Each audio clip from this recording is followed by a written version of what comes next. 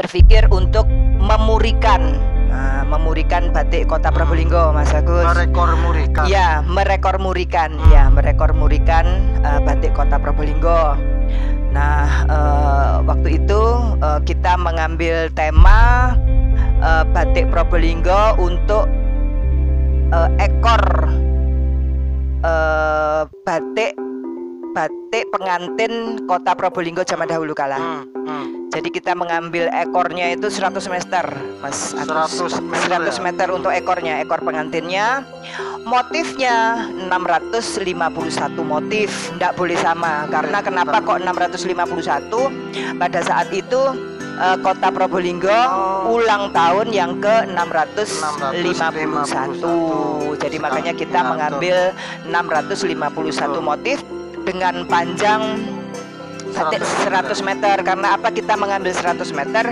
Karena pada saat itu rekan-rekan batik Surabayaan itu sudah menjebolkan rekor muri, cuman panjangnya nggak sampai 100 meter, Mas Agus. Nah, makanya kita ingin menumbangkan waktu itu, menumbangkan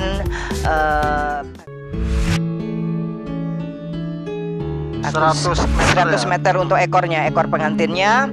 Motifnya 651 motif, tidak boleh sama. Karena kenapa kok 651? Pada saat itu Kota Probolinggo ulang tahun yang ke 651. Jadi makanya kita mengambil 651 motif dengan panjang 100 meter. Assalamualaikum warahmatullahi wabarakatuh. Waalaikumsalam. Dengan saya Agus Salim di acara Siapa Dia, Dia Siapa. Hari ini saya berkunjung ke rumah Ibu Nani Kastip, di mana beliau sebagai perintis batik di Kota Probolinggo kira-kira 10 tahun lebih lah, 10 tahun lebih yang lalu.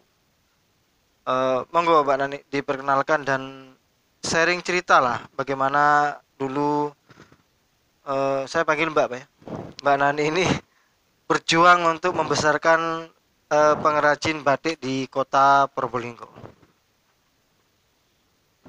Ya, assalamualaikum warahmatullahi wabarakatuh. Salam. Saya Nani Kastip. Saya warga Kota Probolinggo asli, nggak campur-campur. Terima kasih kesempatannya. Ini mengulang memori kebangkitan batik Kota Probolinggo, Mas Agus, ya.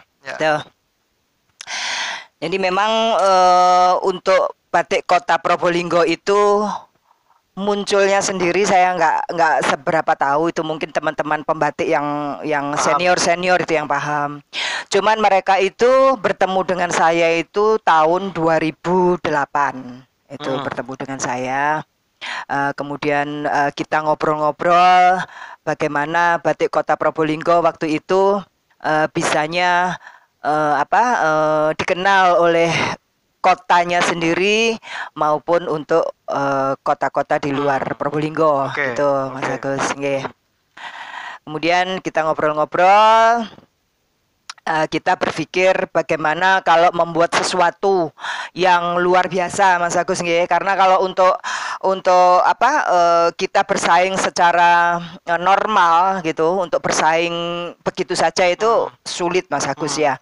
Karena kan sudah ada batik-batik yang sudah terdahulu, seperti batik Surabayaan, batik Sidoarjo, Madura, kayak gitu kan mereka sudah senior batik Kota Probolinggo kayak gitu. Jadi kita berpikir keras waktu itu, kita ngobrol dengan 11 pembatik waktu itu masih. Itu kita ngobrol bagaimana kita membuat sesuatu yang luar biasa yang supaya batik kita itu dikenal, sehingga muncullah kita waktu itu berpikir untuk memurikan batik Kota Probolinggo, Mas Agus. Merekor murikan. Ya, merekor murikan. Ya, merekor murikan batik Kota Probolinggo. Nah, waktu itu kita mengambil tema batik Probolinggo untuk ekor batik pengantin Kota Probolinggo zaman dahulu kala. Jadi kita mengambil ekornya itu 100 meter, Mas Agus. 100 meter untuk ekornya, ekor pengantinnya. Motifnya 651 motif, enggak boleh sama. Karena kenapa kok 651? Pada saat itu Kota Probolinggo ulang tahun yang ke-651.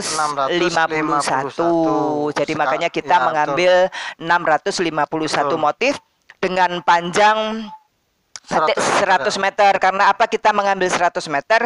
Karena pada saat itu rekan-rekan batik Surabayaan itu sudah menjebolkan rekor muri, cuman panjangnya nggak sampai 100 meter, Mas Agus. Nah, makanya kita ingin menumbangkan waktu itu, menumbangkan batik Kota Surabaya waktu itu yang sudah rekor muri sehingga menjadi 100 meter dan motifnya 651 motif, tidak boleh sama.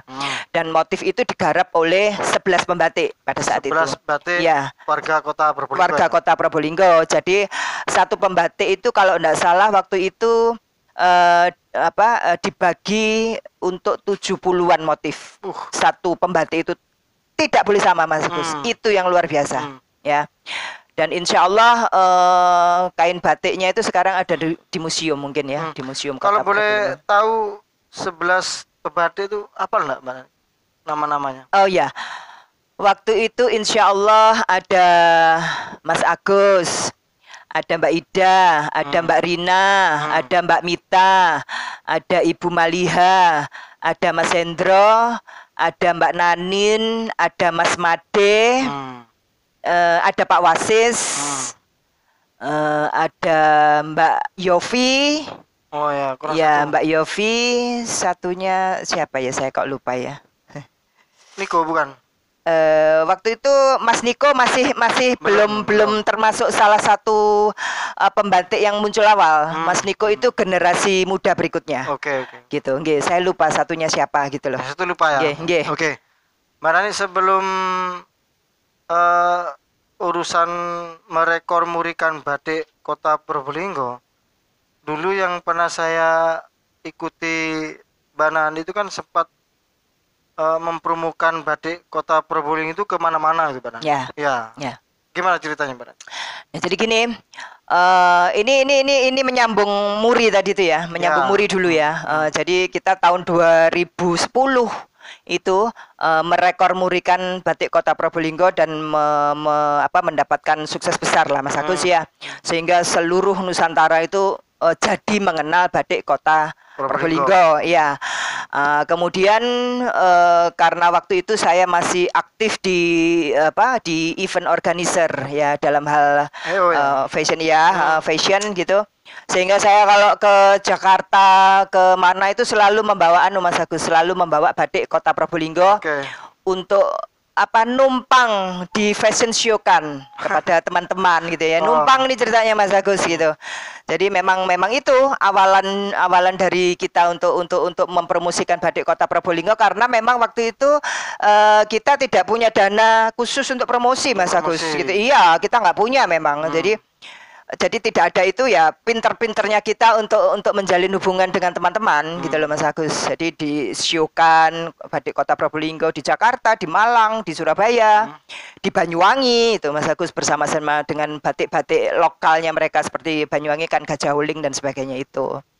Nah, kemudian juga dipamerkan ya waktu itu batik Kota Probolinggo itu saya masukkan di Mas Agus, di mitra binaannya Askes waktu itu. Sekarang kan BPJS, Mas Agus. Nah, waktu itu Askes saya masukkan ke sana, Mas Agus.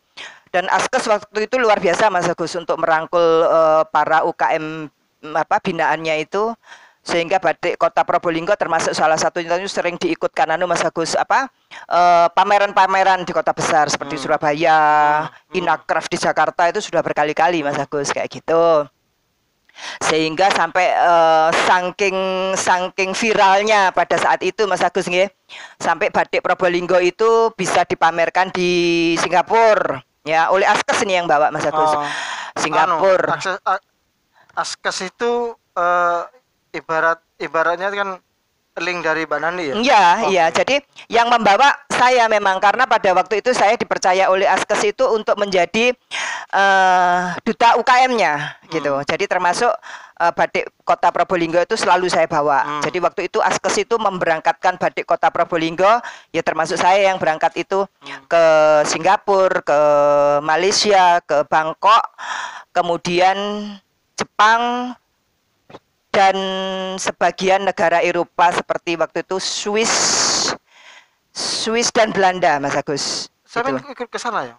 Saya iya, justru karena saking pinter-pinternya kita ini untuk apa ingin masuk ke sana, itu saya bawa batik Kota Probolinggo itu, Mas Agus. Selalu contoh sekalian ya. Iya, contoh. Dan memang gini, Mas Agus, kalau pameran di negara besar itu bukan untuk jualan, Mas Agus. Jadi beda image-nya dengan apa pameran-pameran di kota-kota kecil di negara Indonesia. Kalau di negara-negara besar itu kita tidak jualan, tapi kita hanya mempromosikan, kemudian ada pemesan. Nah, pemesan itu sukses tidaknya satu stand itu ada di mana? Ada di banyaknya kartu nama, Mas Agus. Jadi kalau semakin banyak kartu nama yang kita dapat dari konsumen, itu berarti suksesnya stand itu. Dan alhamdulillah waktu itu kenapa kok Askes itu selalu antara lain membawa batik Kota Probolinggo itu karena selalu sukses, Mas Agus. Satu, standnya itu mesti cantik. Ya, standnya batik antara lain ya, standnya Askes itu selalu saya bikin etnik, Mas Agus. Gitu. Jadi beda dengan negara-negara yang lain. Ya, saya bikin etnik memang itu. Jadi kemudian pemesannya itu kita mesti selalu paling banyak, Mas Agus. Itu bisa dilihat dari kartu nama. Jadi apa kalau kita pameran di luar negeri itu kenapa kok kartu nama? Kartu nama itu mesti orang itu pesan, Mas Agus. Oh. Nah, gitu. itu. Jadi kan apa penyelenggara pameran itu kan mesti keliling, Mas Agus. Tiap hari itu dia keliling. Itu mesti ngelihat seberapa banyak stand tersebut itu mendapatkan kartu nama. Ya, jadi dilihat. Ditaruhi kartu lah. Iya, tandanya mereka pesan, Mas Agus. Kalau mereka nggak pesan, mereka nggak ninggalkan kartu nama. Nah, itu. Jadi awal kesuksesan batik Kota Probolinggo waktu itu di situ, Mas Agus. Itu. Ya, oke. Setelah sering berpameran itu, ada ndak pembatik Kota Probolinggo itu menerima pesanan dari perjalanan Mbak Nani itu? Ya, insya Allah pada saat itu cukup lumayan, Mas Agus. Ada gitu. Ya, nyantol, Mas Agus gitu loh. Ada. Jadi apa kalau Mas Agus apa menanyakan kiprah pada saat itu ada, Mas Agus. Jadi ada banyak nyantolnya kayak gitu. Selain juga apa mereka sudah terkenal di kotanya sendiri. Waktu itu kan ya diharuskan untuk memakai seragam PNS kan dari dari pemerintahan kota. Pak Bohori waktu itu ya. Waktu itu Pak Bohori itu diharuskan untuk memakai seragam batik Kota Probolinggo. Nah, ketika itu apa sih yang memotivasi Mbak Nani agar batik Kota Probolinggo itu ngangkat, Pak? Padahal kita tahu sendiri ada Jogja, ada Solo, ada Pekalongan, ada Madura yang memang batiknya usianya sudah tua-tua betul itu, Pak. Sudah ratusan tahun. Jadi kan tidak gampang tuh, Pak, membawa itu. Apa, Pak? Jadi gini, waktu itu yang memotivasi diri saya sendiri sampai sebegitunya ingin batik Kota Probolinggo itu terkenal di luar kota. Karena begini, Mas Agus, menurut saya suksesnya sesuatu itu kalau hanya terkenal di kandangnya sendiri itu sudah biasa. Tidak sukses lah. Itu sudah biasa ya. Jadi saya ingin batik Kota Probolinggo itu luar biasa. Betul. Ya, sukses itu mestinya harus kita berkiprah di luar gitu, Mas Agus. Jadi yang memotivasi saya waktu itu, saya inginlah batik Kota Probolinggo itu mengikuti jejak senior-seniornya seperti batik Pekalongan, Jogja dan sebagainya, Madura itu ya, mengikuti jejak seperti mereka. Dan saya ingin juga pembuatan batik ini bisa untuk menjadi mata pencaharian Mas Agus gitu. Mengangkat ekonomi ya? Ya, mengangkat perekonomian daerah kayak gitu. Jadi makanya saya berupaya untuk batik kota Probolinggo waktu itu bisa untuk terkenal di luar kotanya gitu loh Mas Agus, sehingga kita mengikuti kejuaraan-kejuaraan itu juga termasuk salah satu promosi Mas Agus, itu kejuaraan-kejuaraan. Dan batik kota Probolinggo pada waktu itu insya Allah menang terus, ikut kejuaraan itu menang terus Mas Agus itu. Antara lain yang mencapai prestasi itu ya waktu itu kita dikirim oleh PKK Kota Probolinggo untuk ikut lomba desain batik seluruh Jawa Timur Mas Agus. Ya, seluruh Jawa Timur. Nah itu kita mencapai juara 1 loh Mas Agus. Di situ. Iya. Iya, saya ingat waktu itu. Kalau tidak salah saya yang liputan ya. Iya, iya, Mas Agus itu. Begini kawan, memang kemarin itu kan hari batik nasional Pak ya. Yeah. Hari batik nasional, saya teringat bahwa dulu suasana batik di kota Probolinggo itu semarak. Iya. Semarak.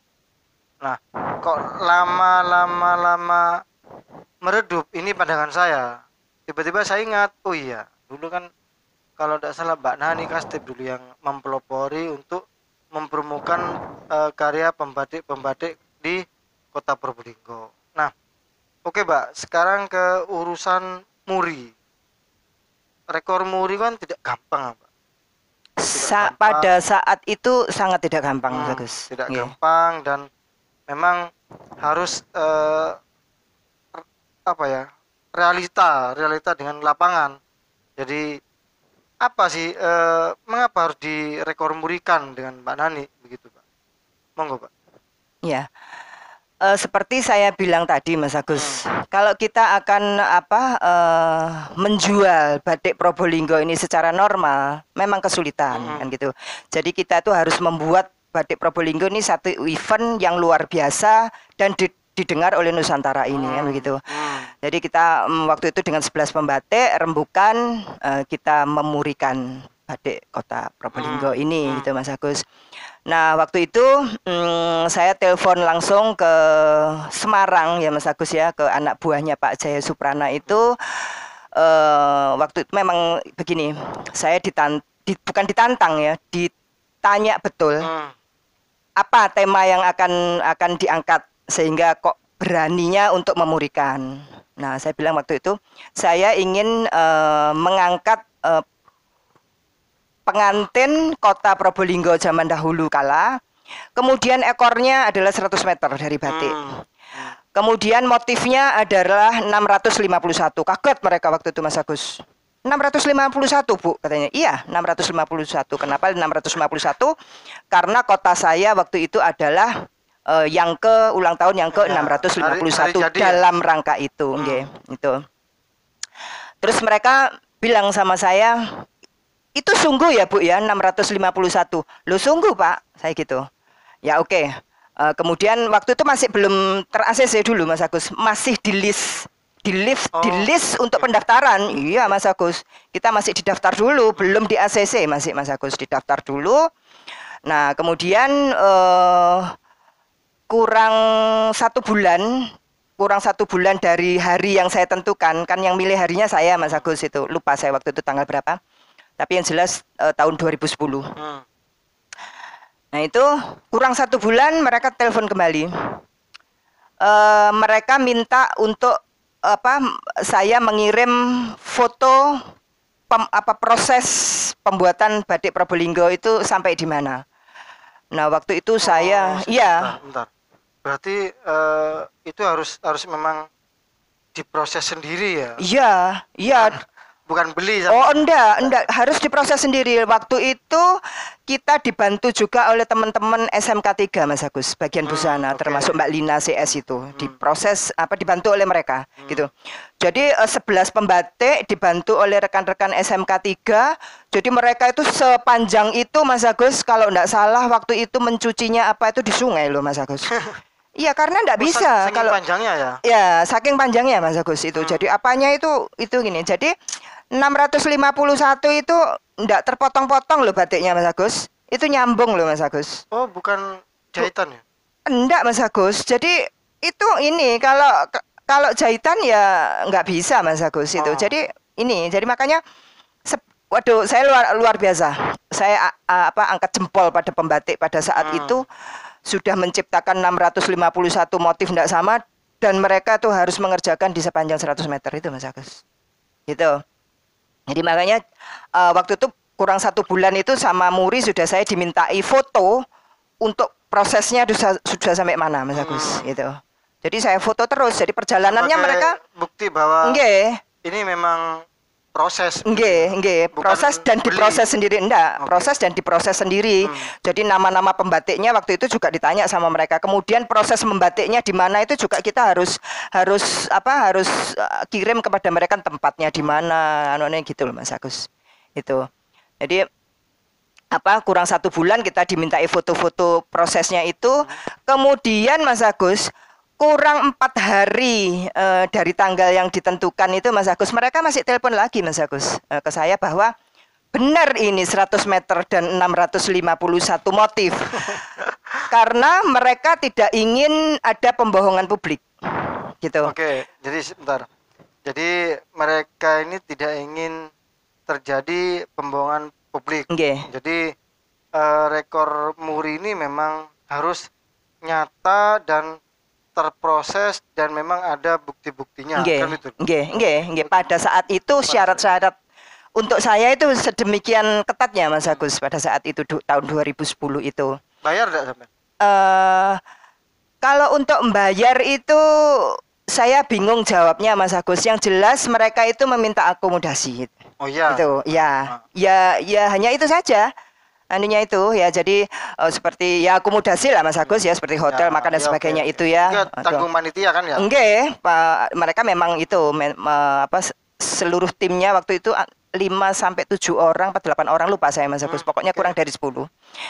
Itu. Jadi itunya aja yang kita mengeluarkan uang gitu. Termasuk kayak pembatik itu kan juga mereka bondo di kainnya, bondo di itu kan itu bondonya pembatik semua itu Mas Agus gitu. Dan kebetulan saya juga dibantu oleh Salon Citra Ayu. Itu Butrin Yahya namanya. Barat nyalun-alun. Nggih. Jadi Salon Citra Ayu itu mengeluarkan pengantin Probolinggo zaman dahulu kala Mas Agus. Itu ciptaannya Salon Citra Ayu Mas Agus. Jadi saya juga dibantu itu. Dibantu juga rekan-rekan SMK 3 yang megang ekornya sampai 100 meter itu kurang lebih 60 sampai 70 orang loh itu Mas Agus. Karena berat sekali itu batiknya itu Mas Agus itu. Jadi harus diangkat oleh mereka. Nah, itu saya dibantu lagi oleh teman-teman SMK 3. Itu Mas Agus. Ya. Jadi bentar, Pak. Berarti kan 11 orang, 11 pembatik itu kan ya membatik di tempat yang sama ya? Enggak Mas Agus. Tapi dengan space yang berbeda. Enggak. Ya enggak kumpul lah, tapi kan iya. Kan panjang akhirnya. Iya. Itu yang dimurikan kan Mas Agus. Gitu loh Mas Agus. Enggak. Ya. Itu. Ya. Jadi itu yang membuat heboh itu di situnya Mas Agus. Nggak boleh sama motifnya gitu. Soalnya kalau nanti batik di rumahnya masing-masing kan pasti ada kesamaan Mas Agus. Iya. Iya kan? Betul. Bagaimana kita caranya kalau mereka itu nggarap di rumahnya sendiri-sendiri itu. Mbak, ketika ada 651 motif dibagi dengan 11 pembatik, berarti kan satu orang pembatik 70-an lah itu Mas Agus. 60 sampai 70 batik. Iya, mereka menciptakan. Enggak. Sampai luar segitu. Biasa ya. Luar biasa. Modal saya sendiri, Pak. Pembatik modal sendiri. Jadi mulai dari proses ngelorot pokoknya mereka sampai jadi itu mereka itu modal sendiri Mas Agus. Orang 11 itu Mas Agus. Itu. Ya ada waktu itu bantuan dari Pemkot lah Mas Agus, ada juga gitu. Itu untuk melangsungkan acara ini ada bantuan juga dari Pemkot, itu ada juga. Iya, Mbak. Karena saya dengar itu kan untuk merekor murikan itu memang harus ada embel-embel duit lah Pak untuk ngasih ke mereka itu. Paham sampean, Pak? Selain akomodasi. Saya enggak paham kalau tentang itu Mas Agus ya. Saya enggak paham karena yang saya lakukan pada tahun 2010 itu saya hanya membayar akomodasi Mas Agus. Akomodasi mereka ya sedikit untuk makan para pelaku pada saat itu seperti ya pembatik sendiri kan ya juga butuh makan Mas Agus apa. Ya itu saja loh Mas Agus. Tapi kalau untuk secara tidak langsung apa namanya ya Mas Agus saya kok nggak paham. Tuku tadi lah Mbak. Gitu. Karena pada saat itu saya kok nggak beli jadi gitu loh. Karena betul-betul jadi begini Mas Agus, cara kerja rekan-rekan Muri pada saat itu nih Mas Agus ya yang di bawah Bapak Jaya Suprana ini. Itu mereka kurang 2 hari datang Mas Agus. Sudah datang mereka kurang 2 hari itu. Karena apa mereka kok kurang 2 hari? 1 harinya itu mereka betul-betul ngitung Mas Agus. Jadi batik yang panjang itu ada nomornya Mas Agus. Nomor 1 sampai nomor 651. Itu diperiksa sama mereka itu betul-betul oleh 7 orang waktu itu Mas Agus. Diperiksa betul. Motif tidak sama. Waduh luar biasa itu. Karena mereka tidak ingin kecolongan ada motif yang sama Mas Agus. Waduh cara kerjanya luar biasa. Sampai larut malam itu Mas Agus. Dan itu waktu itu meriksanya itu ada di rumah dinas wali kota waktu itu Mas Agus. Iya karena kan kita butuh sedemikian gelaran panjang itu Mas Agus itu. Jadi kita pinjam di sana di halaman depannya tuh loh Mas Agus itu. Jadi mereka sampai larut malam bekerja di situ Mas Agus. Untuk supaya tidak kecolongan 651 ini tidak sama gitu loh kan. Itu masih belum hari keduanya mereka masih ngukuri Mas Agus yang 100 meter. Betul 100 meter lah ini gitu. Nanti jangan-jangan cuma 70 meter gitu loh Mas Agus. Diukur Mas Agus sama mereka pakai meteran Mas Agus. Dan itu selalu dikawal oleh teman-teman 11 pembatik itu, mereka itu Mas Agus. Jadi khawatirnya ada kesalahan apa gitu. Jadi mereka para pembatik ini yang selalu ngawal Mas Agus gitu loh. Jadi sejarahnya itu teman-teman 11 pembatik ini yang tahu betul itu. Ya, jadi pelakunya ya, Mbak. Nggih. Jadi betul-betul memang syaratnya itu sungguh berat waktu itu dari Pak Jaya Suprana itu Mas Agus gitu loh. Jadi memang betul-betul kita sajikan sesuai dengan presentasi kita. Iya Mbak, setelah gelaran rekor Muri Batik itu, apa yang terjadi kepada pembatik-pembatik Kota Probolinggo, Pak? Yang terjadi itu ya mestinya kalau mereka kayaknya mesti berharap untuk penjualan naik Mas Agus nggih. Penjualan waktu itu ya luar biasa lah Mas Agus. Ya? Wah, luar biasa Mas Agus. Nah, setelah rekor Muri itu loh. Nggih.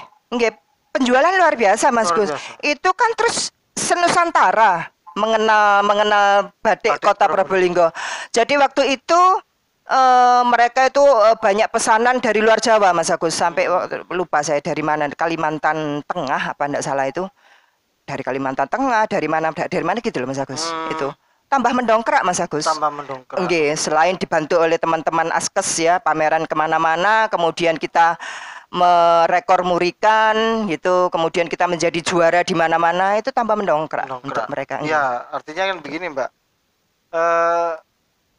betul ada manfaatnya rekor muri itu, ya karena memang ada kenaikan penjualan kepada pembatik di Kota Probolinggo. Nggih. Dan itu tidak bisa dipungkiri. Ya, nah maksud saya seperti itu, jangan sampai ketika itu rekor muri terjadi tapi tidak ada efek ke pengrajin. Efeknya luar biasa Mas Agus. Efeknya luar biasa. Bahkan pada saat itu kan kita sempat ada galeri. Jadi galeri itu jadi satu Mas Agus. Jadi dari pembatik ini semua dari. Setiap kali wisatawan yang datang di Kota Probolinggo mesti cari galeri batik Kota Probolinggo itu. Mesti Mas Agus ya, baik itu dari Wali Kota Riau waktu itu ya, Wali Kota Riau, kemudian Sekda Kalimantan Tengah, Palangkaraya enggak salah waktu itu apa tuh. Itu cari batik Kota Probolinggo itu Mas Agus. Itu waktu itu kita ada galerinya. Jadi ngumpul semua 11 pembatik itu Mas Agus gitu.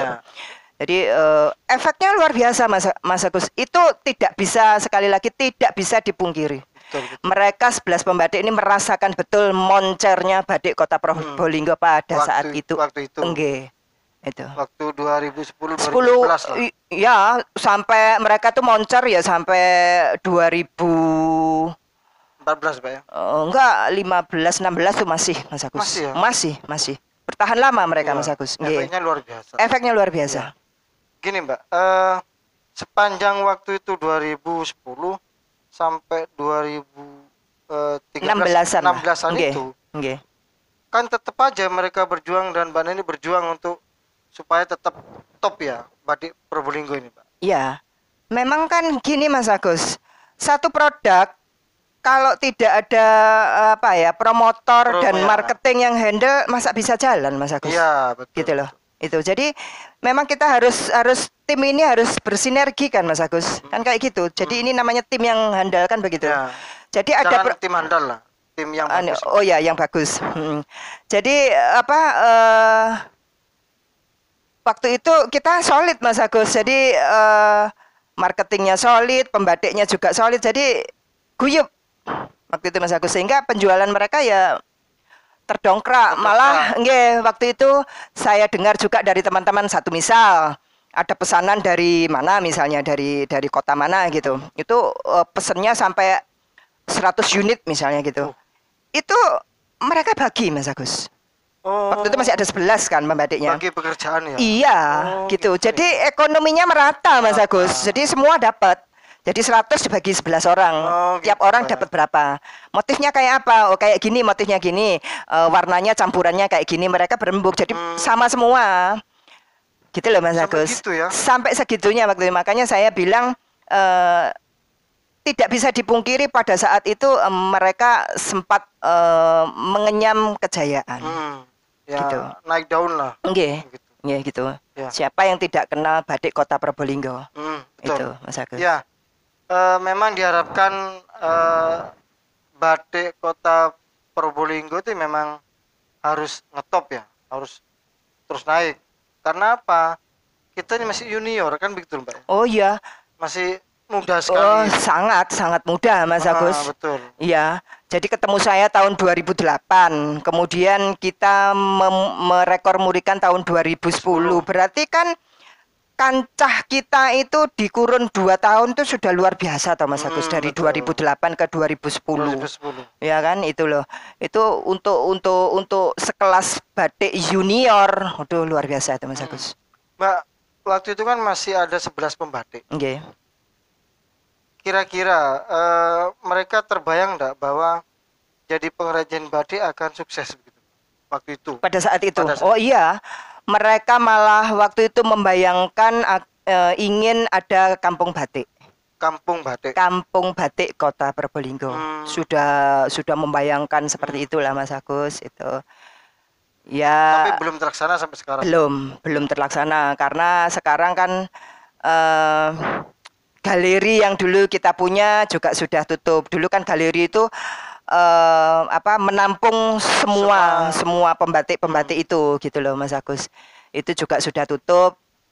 Kampung batiknya sendiri itu juga masih belum terlaksana sampai sekarang nggih. Kemudian sekarang ini harusnya saya dengar kan sekarang tuh pembatiknya sudah ratusan apa berapa ya sekarang itu. Banyak, pokoknya luar biasa kan, selalu dari Perindak itu ada pelatihan gitu ya. Itu harusnya ya ini menurut saya pribadi loh Mas Agus, harusnya itu semakin banyak pembatik, harusnya itu semakin moncer gitu loh. Karena dulu itu kan acuannya hanya 11 itu aja sudah sampai sedemikiannya ya kan. Apalagi sekarang ada puluhan apa berapa itu saya tidak ngerti, sekarang banyak pokoknya itu ya.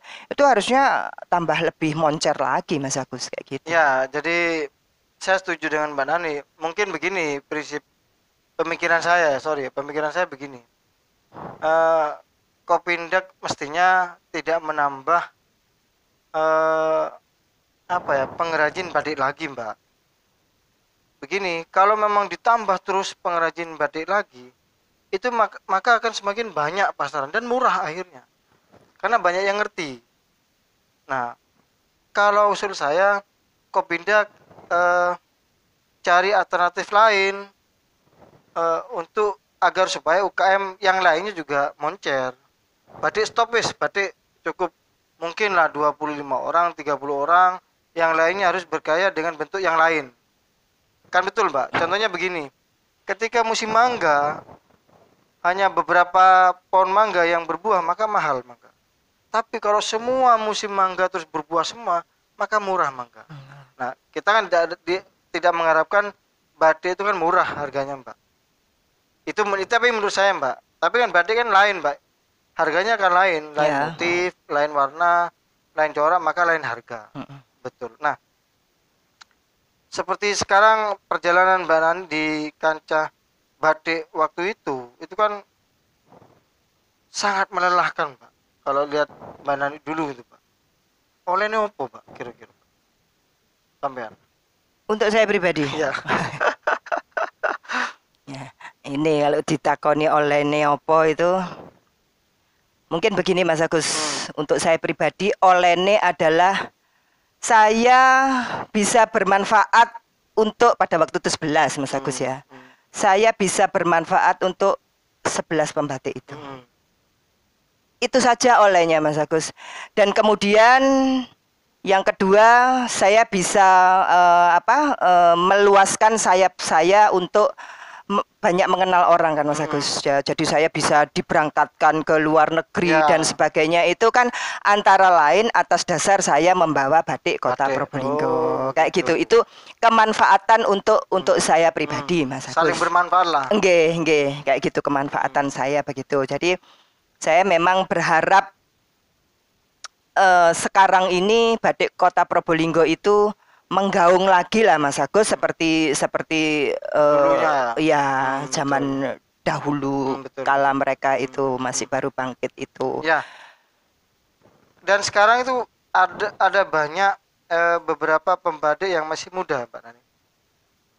Peluang mereka gimana menurut sampean?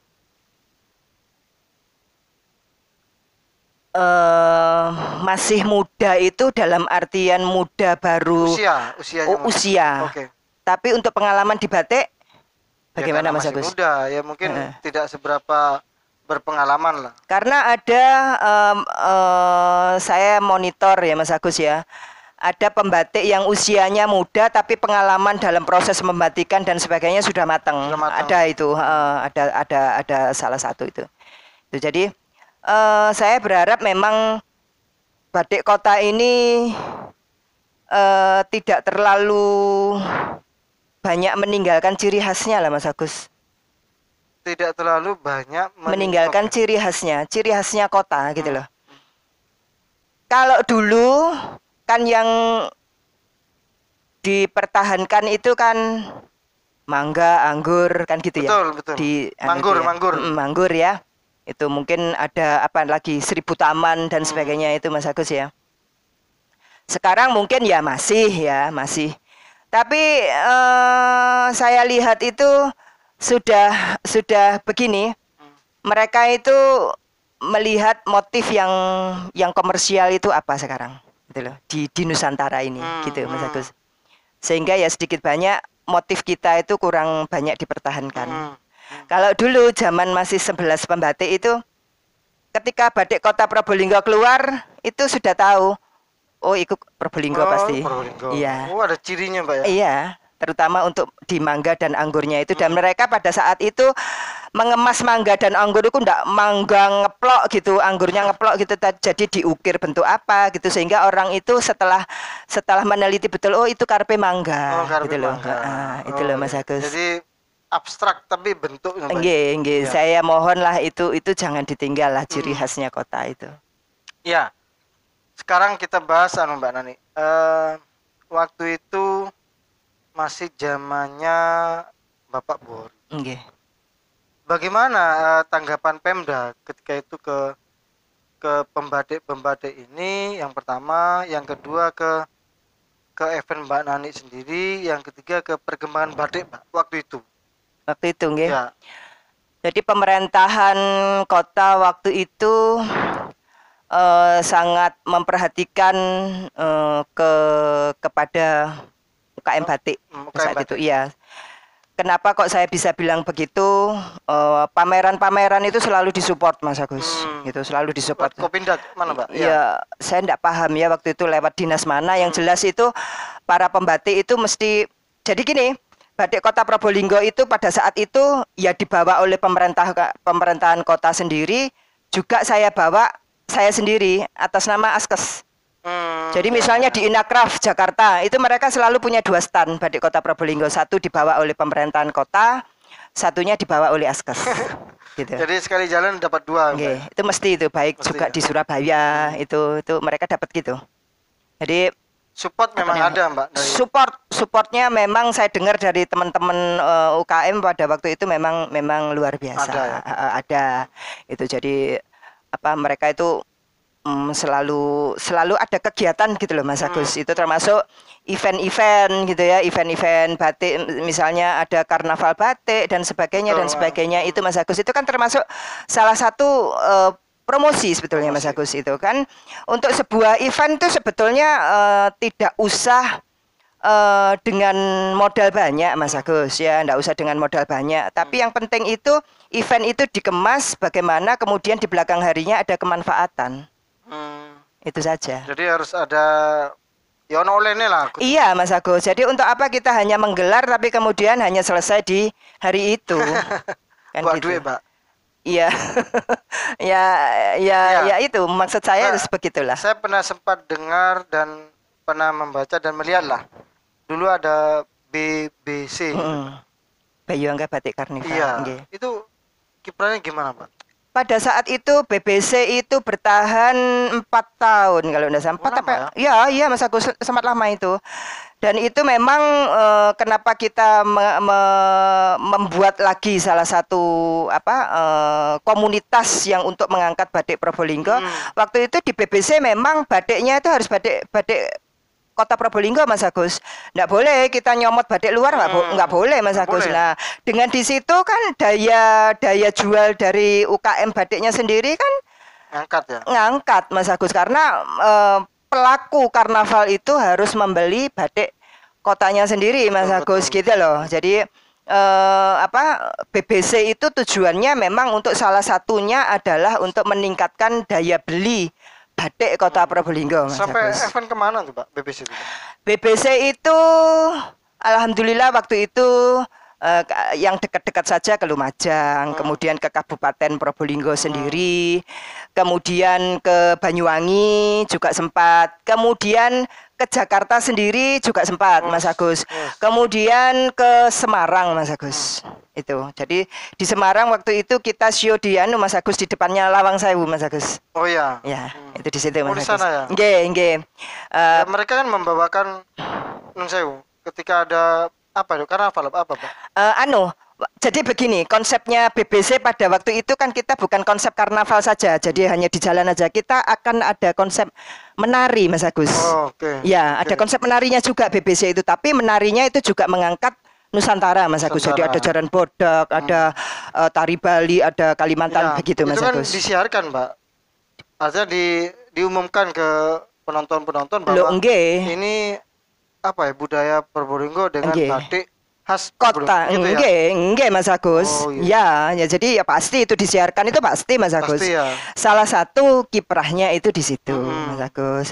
Lah kemudian kenapa kok Bayu Angga Batik Karnival ini terus kemudian surut, karena ya jujur aja Mas Agus ya, kita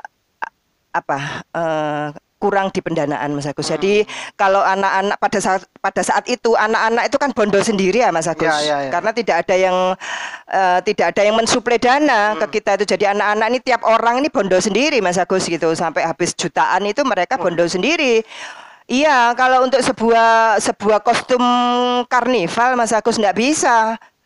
Kita berbicara ratusan ribu enggak bisa Mas Agus. Pasti bicaranya jutaan Mas Agus. Gitu. Mahal, ya? Mahal Mas Agus, karena beli batiknya aja sudah berapa, ya kan dari situnya. Kemudian masih belum perangkat-perangkat karnivalnya dan sebagainya. Anak-anak itu habisnya jutaan Mas Agus. Sedangkan mereka itu kan tidak mungkin, mereka itu hanya punya satu kostum itu saja kan tidak mungkin. Jadi kita nanti show di mana lagi itu temanya apa? Ganti lagi mereka, misalnya temanya Bali, ya ganti Bali Mas Agus. Paling ada sedikit apa yang mereka renovasi, tapi harus mengesankan itu tema Bali atau tema Kalimantan kayak gitu Mas Agus. Nah jujur aja kita tumbangnya itu ada di tumbang. Jujur aja tumbang. Jadi anak-anak itu waktu itu kita menangis Mas Agus, dengan bubarnya itu kita menangis karena memang ada di pendanaan Mas Agus. Itu. Ya. Karena tidak ada yang support ya. selain mandiri sendiri. Iya. Gitu. Ya mestinya saya tidak bisa bilang apa ya, mestinya peran pemerintah lah. Namanya pemerintah untuk apa? Itu menurut saya, Mbak. Jadi fungsinya pemerintah yaitu ketika ada sekelompok anak muda yang memang kreativitasnya tinggi, maka wajib disupport oleh pemerintah. Itu gunanya ada pemerintah. Ini menurut saya, Mbak. Saya kritik pemerintah. Nah, yang terakhir, Mbak. Yang terakhir itu adalah sampai sekarang 2020. Mbak Nani sebagai perintis batik di Kota Probolinggo itu gimana perkembangannya, Pak? Jadi begini Mas Agus, terus terang aja nggih Mas Agus nggih. Sudah berapa tahun ini saya memang sudah tidak memonitor terlalu dalam lagi di batik Kota Probolinggo. Itu karena memang mungkin pada saat itu saya juga jarang ada di Kota Probolinggo kan, karena saya juga harus bekerja Mas Agus, kan begitu nggih, saya harus bekerja gitu. Tapi ini jujur lagi ya Mas Agus, selama saya ada di luar kota itu kok batik Kota Probolinggo tidak terdengar lagi gitu. Kalau dulu luar biasa, Malang aja angkat topi Mas Agus, teman-teman pengrajin batik Malang itu angkat topi, dengan batik Kota Probolinggo itu angkat topi. Sekarang sudah tidak terdengar gitu ya Mas Agus. Ya itu kawan. Jadi bagi yang pengrajin batik yang mendengar obrolan ini, maka setidaknya jadi motivasi lagi lah, jadi semangat lagi untuk bagaimana caranya batik Kota Probolinggo ini mencuat lagi. Itu harapan saya. Gitu, Pak. Harapan besar dari saya Mas Agus itu. Ya. Terlepas dari apa saya ikut kancah di sana atau bagaimana, tapi harapan saya itu teman-teman pembatik Kota Probolinggo tuh ayo semangat lagi, kita ukir lagi masa kejayaan yang seperti kemarin dulu Mas Agus gitu. Jadi ayo kita gaungkan lagi gitu. Jadi kita bikin event itu ndak harus dengan modal besar, dengan modal sedikit, tapi yang penting itu kemanfaatan belakangnya. Itu loh Mas Agus, saya itu ingin di sana.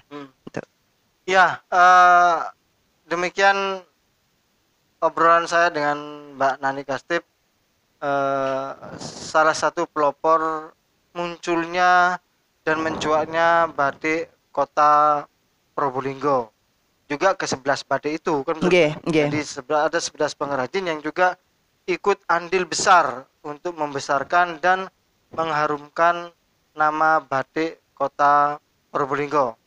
Nah, dengan saya Agus Salim di NTV di acara Siapa Dia Siapa, ini Mbak Nani Kastip, pelopor batik Kota Probolinggo. Assalamualaikum warahmatullahi wabarakatuh.